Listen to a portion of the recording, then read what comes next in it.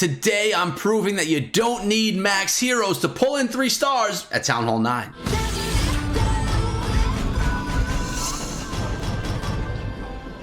What is up, my friends? My name is Echo, and you guys are always asking for low hero attack strategies in the comments section of my videos. So today, I came over to one of my new favorite clans called Town Hall 9, which has exactly that, all Town Hall 9 content. You're going to see this clan featured on my channel quite often for all the Town Hall 9 lovers that are still watching.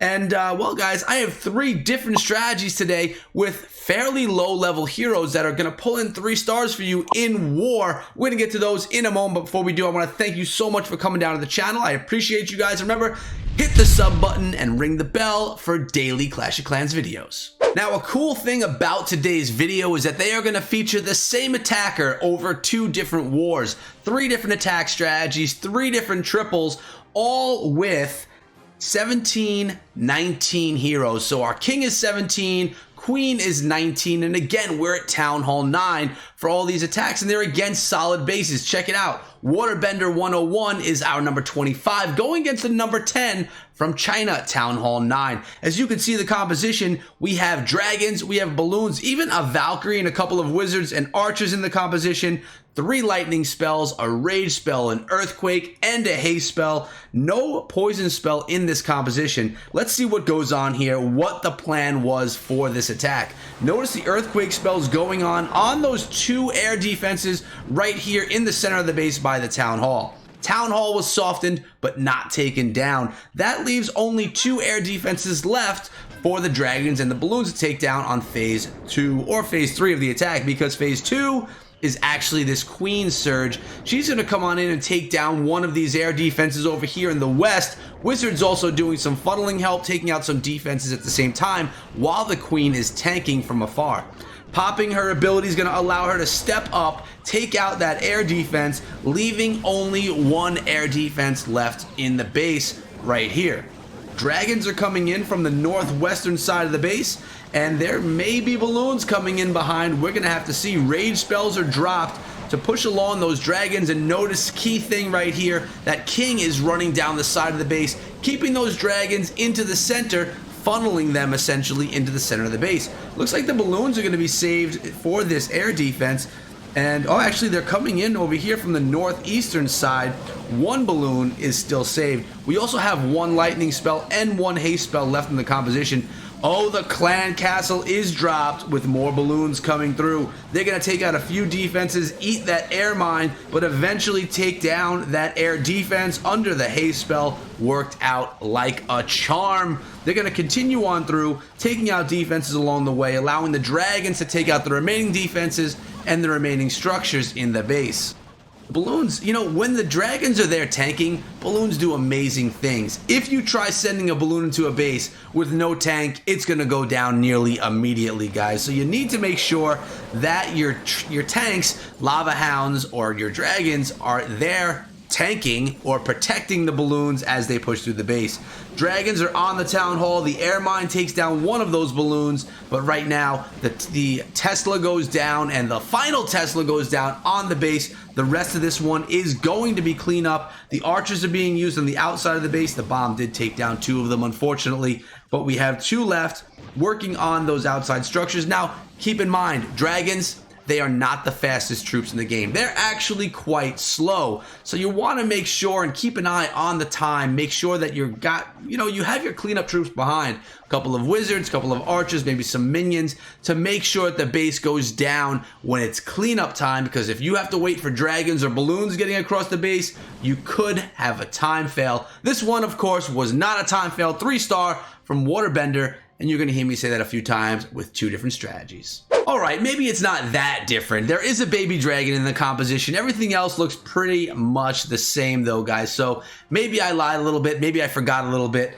It was one of the 2. I can guarantee you, though, that the third one is completely different. Let's play this one and kind of reinforce what we've already learned. We have these air defenses very close right here. The lightning spells are being dropped. That was 2 lightning spells. Notice there were 3 in the composition. He could go with the earthquake or the third lightning, going with the third lightning spell to ensure that those go down.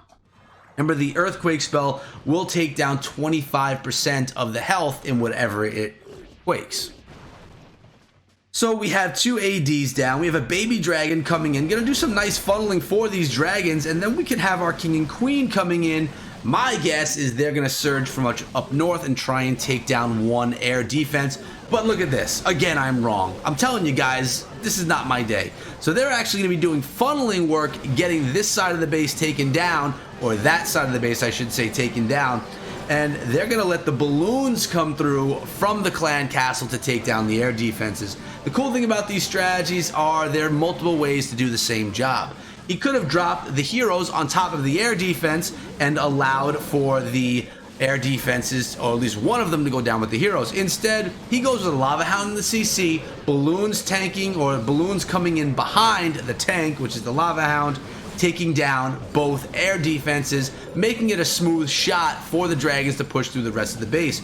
Now, mind you, a couple of pups are never bad to help clean up a base as well. If you don't know what pups are, guys, they are the lava pups that come from when a lava hound dies. They'll then attack anything, and they do a nice job cleaning up things on the outside of the base that are not defenses, because of course lava hounds, balloons, they only target defenses.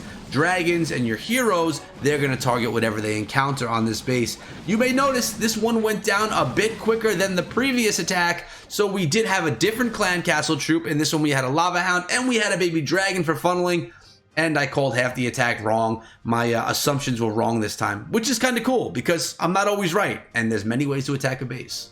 And the final attack here, guys, is from the war that's currently going on, and again, Waterbender coming through. One thing that is consistent about these attacks are that they're all air attacks, guys. He goes in by the air, feels that it's a very strong strategy.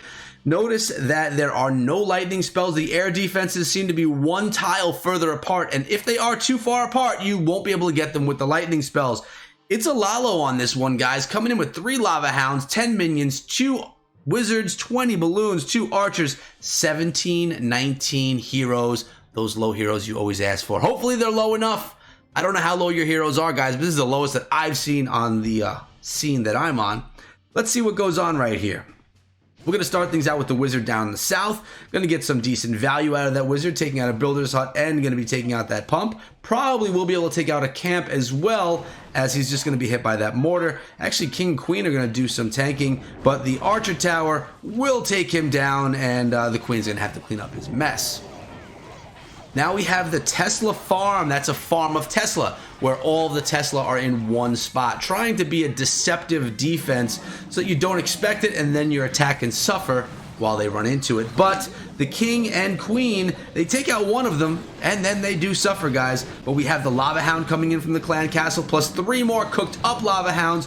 The hounds are acting as your tanks in the base, kind of like a giant or like a golem would do for a ground attack. The balloons are going to come in behind, push their way through, take out the defenses, and the minions and those lava pups that you see floating around right here, they're going to clean up everything behind. Haste spells versus rage spells. What's the difference? Well, haste spells are smaller, rage spells are larger. Haste spells don't make your troops strike any harder than they typically would, but they make them much faster. Rage spells make them faster and make them drop harder, but they still are not as fast as they would be inside of a haste spell. So haste spells will make them quicker, rage spells will make them faster, but also stronger. But also keep in mind, you could take 2 haste spells for the price of 1 rage spell. So typically, people are going to bring 1 rage spell for the center of the base where things are really difficult, and haste around the rest of it. Very similar to what Waterbender did on this attack right here. And check out the cleanup. Nothing is more beautiful, more organic than a Lalo or a Lava Hound balloon attack strategy, because those hounds, they naturally clean up the base when they pop. The lava pups, they just do a beautiful job.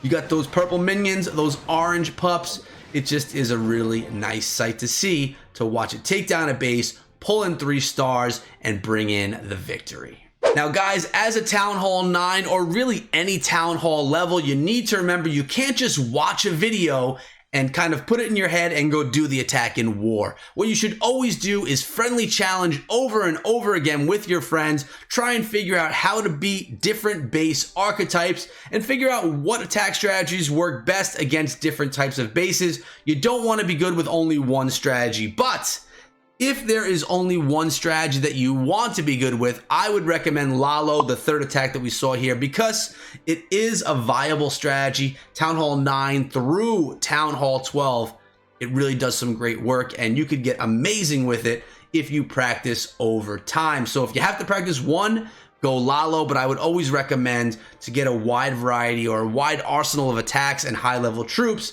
to try and pull down any base that you encounter. Thank you guys so much for coming through today. I hope you enjoyed the video and found it helpful to make you a better Town Hall 9 attacker, especially if you have those low heroes. This shows that you could pull in the 3 stars even with lower level heroes. So get the friendly challenges on and practice up so that you could pull in 3 stars in war, possibly be the best Town Hall 9 in your clan. Make sure you share this with your clanmates as well so they understand what needs to be done so that they are not the downfall in your wars either. Because you want to win, guys. Who doesn't want to win these wars? Macy giving Dad a little bit of a kiss right here. I love you, girl. Hope you enjoyed today's video, guys. Thanks so much for coming through. Remember to subscribe to the channel, hit the bell, and follow me over on Twitter @EchoThroughMe. I'll see all you guys back here later on today with another video. Make sure you throw a thumbs up if you liked it. Until then, be good.